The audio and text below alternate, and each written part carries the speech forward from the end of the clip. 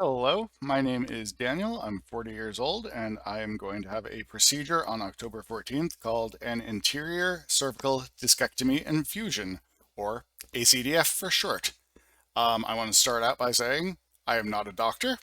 None of this should be taken as medical advice, but in my decision to pursue the surgery, I watched videos on YouTube of other people who have gone through the surgery, had their successes and their failures as part of weighing my decision. So I'd say this is about 80% therapeutic for me because obviously this is kind of terrifying, and 20% trying to pay it forward and help out some other people who might be going through similar things, and make an informed decision. There was one video I watched in particular where there was someone who was going through almost exactly the same things I go through every day of my life, and he had the surgery and he's talking about how much better he feels and how great his life is. I'm like, ooh, I like the sound of that. Um, so first off, why am I doing this, right? So about 5 years ago, or longer, in like 2017, I started to have persistent pain in my shoulder, my right shoulder, down my arm. My tricep would ache. I would have tingling and numbness in my right hand. My hand started to feel like weak or like I was wearing a glove all the time. And, none of this is particularly pleasant. In fact, it can be downright unpleasant. So I pursued it. Long story short, yeah, went to a lot of doctors. And the consensus was, okay, you have some loss of height for your discs. It's osteoarthritis, and just kind of deal with it. You're getting older, suck it up and deal with it. So I did for a while. Then it kept getting worse. And I finally insisted that we do an MRI. And the MRI showed that I have three herniated discs in my neck at C4, 5, C5, 6, and C6, C7. Um, and I was told surgery is an option if it's unbearable, like if I really want to pursue it. But there's upsides and downsides to it. So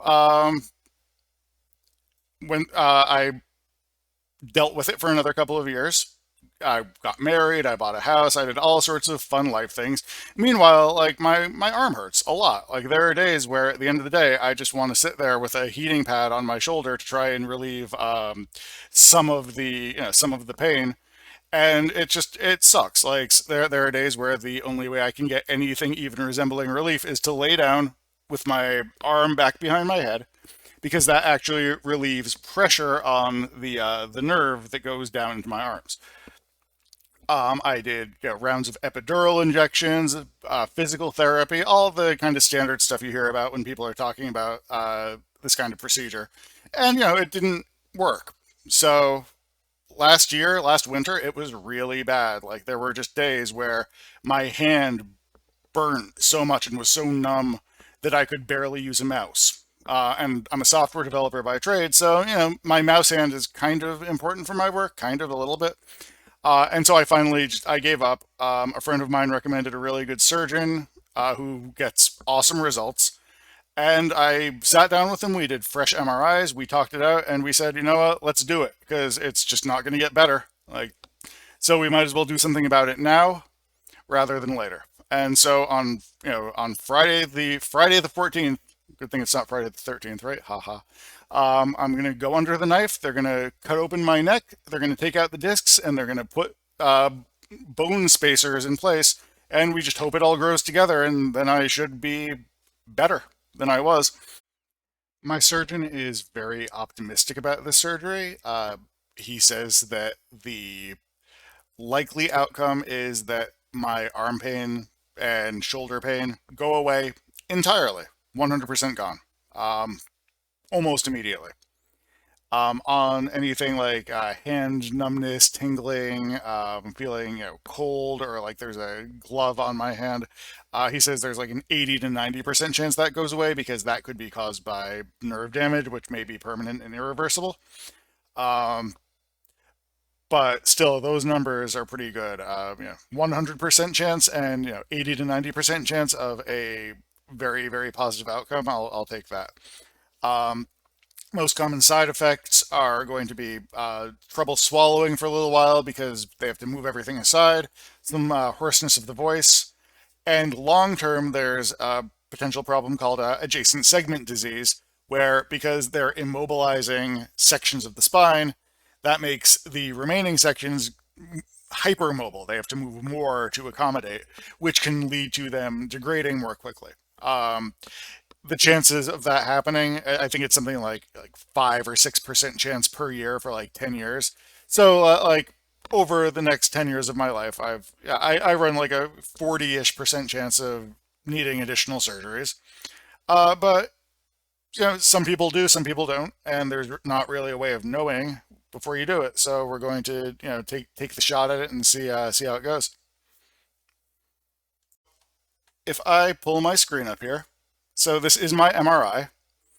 Um, And so on the left side is an axis or a sagittal view of my spine.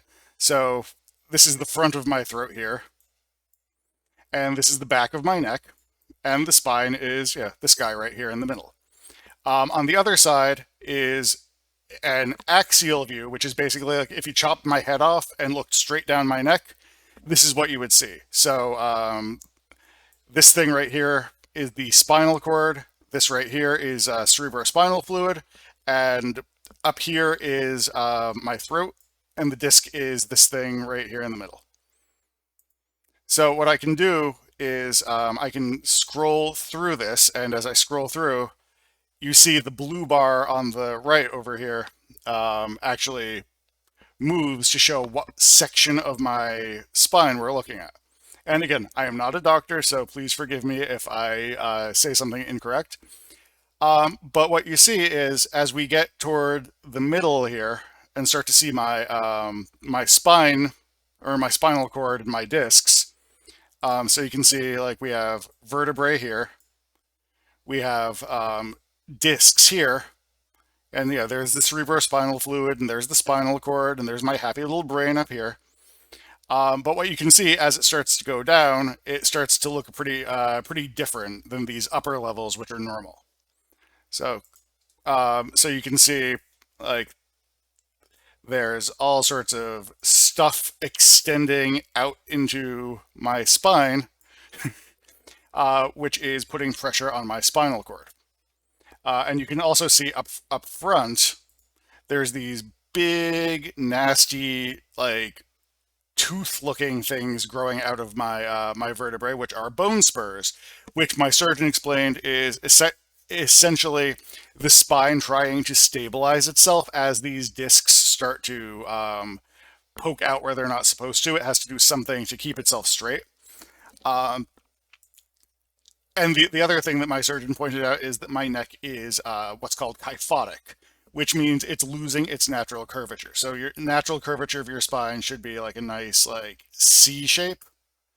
Like you should have a nice like C kind of shape. And then as it goes down through your thoracic spine, you get the other, you get the S curve.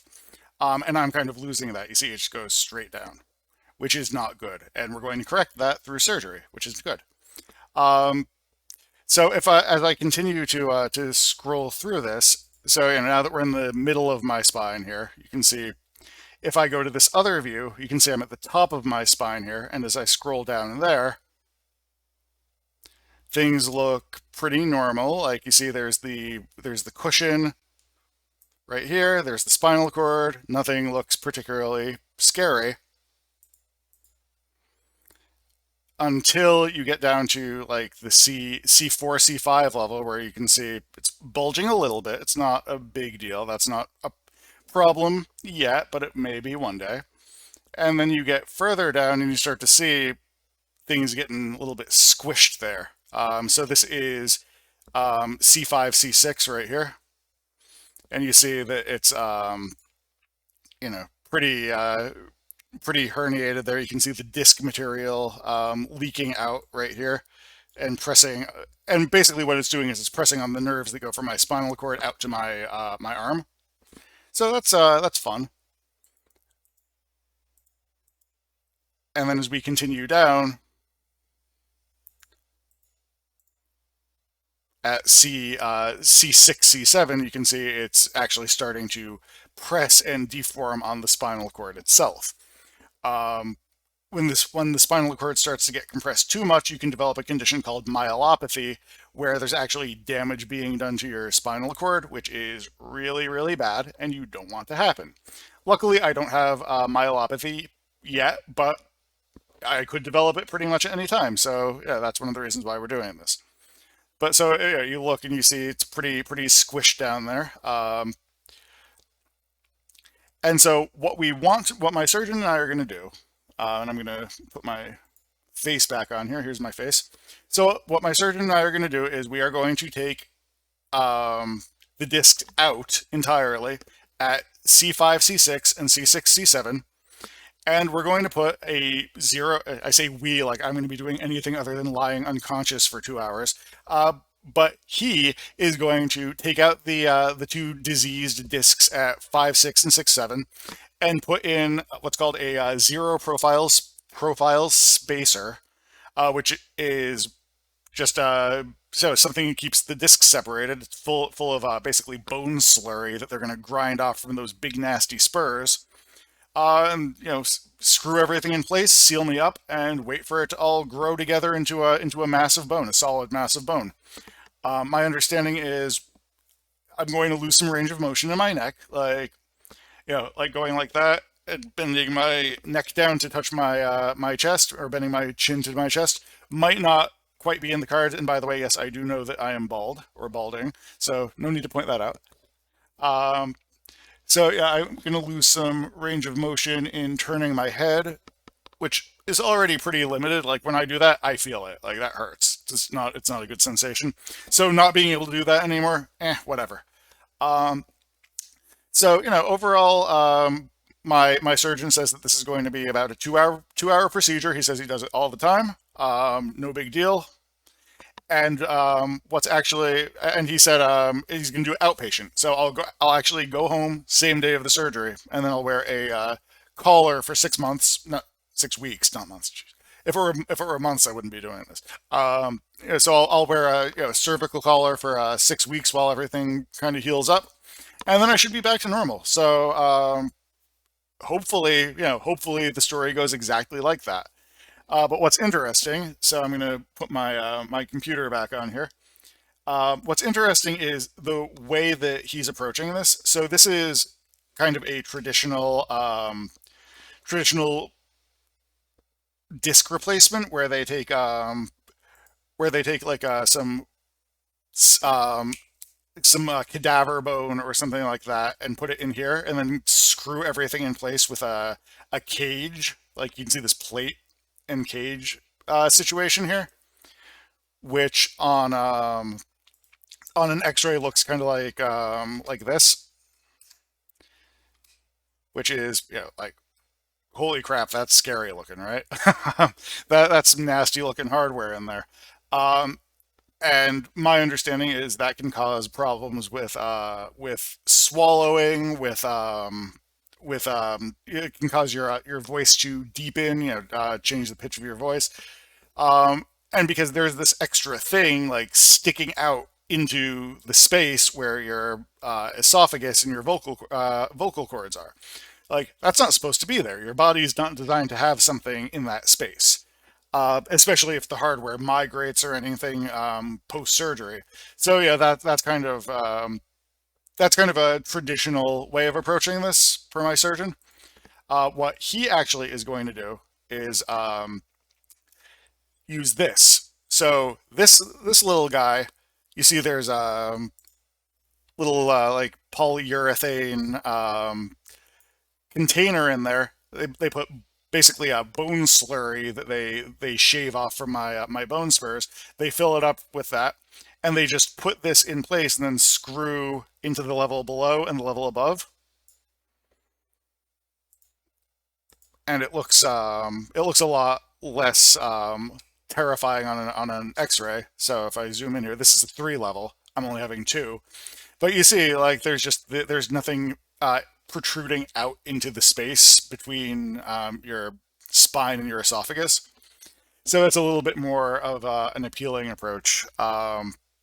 I'm not apparently a candidate for artificial discs, which is a newer technique. And yeah, I'm not going to go into the technical reasons why, because frankly, I'm not entirely, I don't entirely understand it either, but I was told, I have arthritis both in the front and the back.